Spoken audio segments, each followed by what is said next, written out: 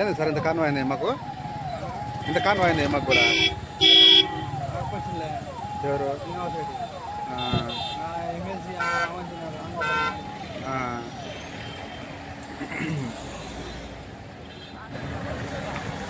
ముసలాతో మాట్లాడొచ్చాను బా సంపతుంది అంట భద్రాలయానికి వెళ్ళి అక్కడ కళ్యాణోత్సవానికి మన మానేసి ముఖ్యమంత్రి గారు స్వయాన దంపతులు ఇద్దరు వస్తున్నారు, అందుకు రివ్యూ పెడదామని చెప్తే వచ్చాం.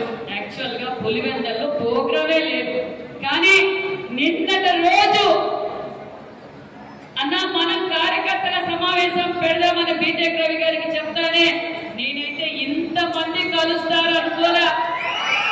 అది తెలుగుదేశం పార్టీ పులివెందుల్లో ఉన్న సత్తా అనే విషయం మరొక్కసారి మీరు నిరూపించారు. మొదటిసారి ఎమ్మెల్సీ రాంగోపాల్ రెడ్డి గారికి పులివెందుల నుంచి కూడా మెజార్టీ వచ్చింది. రెండోసారి